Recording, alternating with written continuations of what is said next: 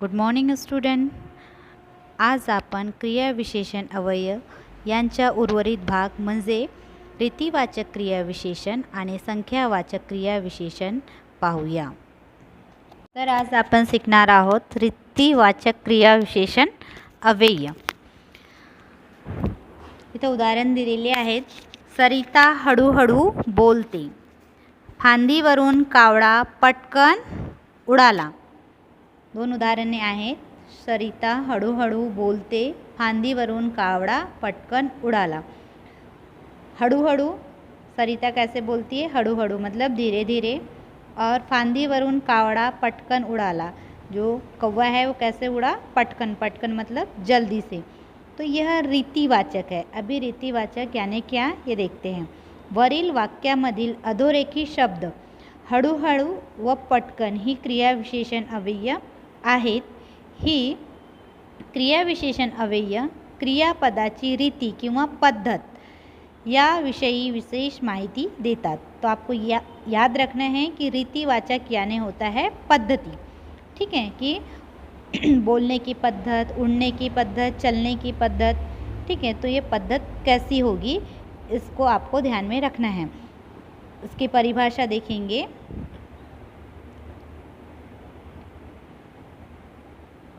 परिभाषा है, जे क्रियाविशेषण अव्यय क्रियापदाच्या रीतीविषयी किंवा पद्धतीविषयी विशेष माहिती देते त्याला रीतिवाचक क्रियाविशेषण अव्यय म्हणतात. आपको यहाँ तक ही लिखना है.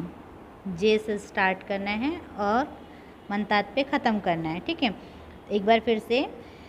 जे क्रियाविशेषण अव्यय क्रियापदाच्या रीतीविषयी किंवा पद्धतीविषयी विशेष माहिती देते त्याला रीतिवाचक क्रियाविशेषण अव्यय म्हणतात. मतलब जो पद्धति होती है, चाहे बोलने की हो, चलने की हो, खाने की हो. ठीक है, ये हो गया रीतिवाचक क्रियाविशेषण. मतलब क्रिया कौन सी पद्धति से की जा रही है इसमें पता चलता है. इसके लिए कुछ शब्द दिए हैं रीतिवाचक क्रियाविशेषण अव्यय की. कुछ यादी लिस्ट है, वो देखेंगे. असे, तसे, कसे, जसे, कसे बसे, आपोआप, मुद्दाम, हळूहळू, सावकाश, जलद, जोरात, उगीच, व्यर्थ, तुरु-तुरु, पटकन, झटकन, भुरकन, पटापट, गटागट, धपकन, बदाबदा, खरोखर, चमचम, चकित, दुखाने, आनंदाने, थेंब थेंब, फुक्कट, एटीत, एकटक इत्यादि. तो यहाँ जो असे से लेके एक तक जो शब्द दिए हैं ये है रीतिवाचक क्रियाविशेषण अव्यय. ये हमें बोलने, चलने, खाने, पीने ये सब की पद्धति दिखाते हैं. इसका कुछ उदाहरण और देखेंगे. पावसात जलद चालू नकोस. जलद मतलब होता है जल्दी. सावकाश चाल, सावकाश यानी होता है धीरे. तो ये वाक्य कह रहा है पावसात जलद चालू नकोस, सावकाश चाल. दूसरा है राजू गटा गटा पानी पीतो. राजू पानी पीता है पण कशा पीता है? गटा गटा. गटा मतलब होता है जल्दी जल्दी. ठीक है, तो ये रीतिवाचक क्रियाविशेषण यहाँ पे पूरा होता है. अभी हम देखेंगे संख्यावाचक क्रियाविशेषण अव्यय. अब संख्या से ही समझ में आ जाता है आपको कि नंबर. ठीक है, 1 से लेके 100 तक के जो नंबर होते हैं तो वही है संख्या विशेषण अव्यय. या वाचनालयात मी खूबदा येतो. खूबदा मतलब यहाँ पे काउंटिंग नहीं दिया है, यहाँ पे बोला गया सिर्फ खूबदा मतलब बहुत बार. मी त्याला ही गोष्ट 4दा सांगितली. यह गोष्ट मतलब है स्टोरी. स्टोरी कितने बार बताई? 4 बार बताई. या बातें कितने बार बता दी हैं? 4 बार बता दी है. तो यहाँ पर हमें ये समझ में आता है कि संख्या इस वाक्य में जहाँ पे प्रतीत होगा तो होगा संख्यावाचक क्रियाविशेषण अव्यय. वरील वाक्यामधील अधोरेखित शब्द खूबदा व 4दा ही क्रियाविशेषण अव्यय आहेत. ही क्रियाविशेषण अव्यय क्रियापदाच्या संख्यावरील किंवा प्रमाणावरील विशेष माहिती सांगतो किंवा देतो. ठीक है, इसकी परिभाषा देखेंगे हम.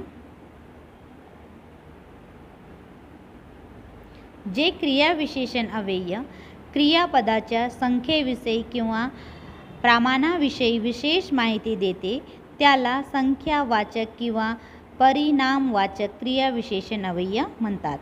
ठीक है, आपको याद रखना है कि क्रियापद मतलब जहाँ पे हमारा सेंटेंस ख़त्म होता है वो होता है क्रियापद, और उसके बारे में जो माहिती देने वाला शब्द है, जानकारी देने वाला शब्द है, वो कहलाता है क्रिया विशेषण। तो इसीलिए यहाँ पे दिया है क्रिया विशेषण अवयव क्रियापदाच्या संख्याविषयी की संख्या कितने है, कितने बार उसने बोला है, कितने बार गया है। ठीक है, तो ये हो गया संख्या विशेषण अवयव। संख्या विशेषण अवयव के कुछ यादी है, मतलब लिस्ट दी है, वो देखेंगे। भरपूर, पुष्कळ, अनेकदा, एकदा, दोनदा, चारदा, किंचित, किंचित यानी होता है थोड़ा सा, जरा, थोड़ा, काहीसा, पुरेसा, क्वचित, क्वचित का मतलब भी होता है बहुत कम, अगदी, फार, अत्यंत, बिल्कुल, अजिबात मतलब बिल्कुल भी नहीं, अतिशय, मुळीच, मोजके, बहुत, अर्धा, पूर्ण, चतकोर, वाजवी, बेताचे। बेताचे मतलब बहुत सारा होता है। ठीक है, तो इसके कुछ और एग्जाम्पल हैं। रस्त्यात त्याला मी अनेकदा पाहिले, कितने बार देखा उन्होंने रस्ते में, कई बार। तोंडातून अजिबात शब्द काढू नकोस, मुंह से बिल्कुल भी आवाज़ मत निकालो। तो यहाँ पे संख्या का बोध होता है इस सेंटेंस में, इसीलिए इसे कहा जाता है संख्यावाचक क्रिया विशेषण अवयव। अब हम इसका स्वाध्याय देखेंगे। क्रिया विशेषण अवयव का स्वाध्याय। प्रश्न पहला, पुढील परिच्छेदातील क्रिया विशेषण अवयव अधोरेखित करा। ठीक है, एक छोटा सा पैराग्राफ दिया है 2 लाइन का, उसको ठीक से पढ़ना है और जो क्रिया विशेषण अवयव है उसे अंडरलाइन करना है। तो पैराग्राफ है, रवी अतिशय मनमिळाऊ आहे, त्याच्या घराच्या पलीकडे व्यायामशाळा आहे, व्यायाम करून मी आल्यावर तो आपली सगळी कामे पटपट आवरतो, रवि नेहमी सर्वांशी नम्रपणे बोलतो। तो ये जो आपको परिच्छेद दिख रहा है ना, एक पैराग्राफ है, इसमें से क्रिया विशेषण अवयव पहचानना है, चाहे वो कालवाचक हो, रीतिवाचक हो, संख्यावाचक हो या स्थानवाचक हो, आपको कोई भी हो इसके नीचे अंडरलाइन करना है। फिर प्रश्न दूसरा, पुढील वाक्यापैकी क्रिया विशेषण अवयव ओळखून लिहा। यहाँ पे बहुत सारे शब्द दिए हैं, सतत, गंध, फिरून, पुढे, पुरस्कार, दूर, दिवा, असे, आहे, खरोखर, क्वचित, अर्धा, हास्य, दिवसा, अतिशय, हर घड़ी, करा, होता, एकदा। इसमें से आपको क्रिया विशेषण अवयव पहचान कर नीचे लिखना है। प्रश्न तीसरा, पुढील वाक्यातील क्रिया विशेषण अवयव अधोरेखित करा।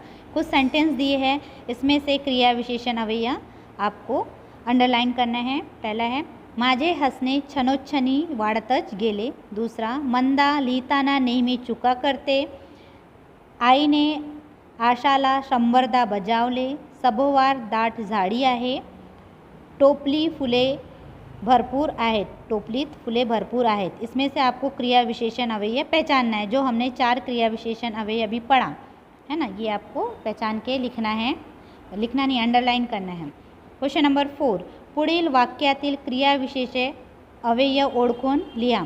यहाँ पर आपको लिखना है की सभोवार जंगल आहे, हल्ली पाऊस वेळेवर येत नाही, पलीकडे नदी वाहते, हत्ती सावकाश चालतो, बागेत फुले खूप आहेत, चोहीकडे हिरवळ दाटली आहे, हळूहळू सूर्यास्त झाला, मुलीपेक्षा मुले दुप्पट आहेत। तो ये हो गया आपका क्रिया विशेषण का स्वाध्याय। इसका आपको PDF दिया जाएगा। तो जब भी आपको कोई भी PDF आता है तो सबसे पहले आपको टॉपिक का नाम डालना है और उसके बाद जितना पढ़ाया गया है, जितना दिया गया है, उसको आपकी कॉपी में व्यवस्थित लिख लेना है। नेक्स्ट टॉपिक लेके हम बाद में फिर से मिलेंगे, तब तक के लिए बाय, गॉड ब्लेस यू।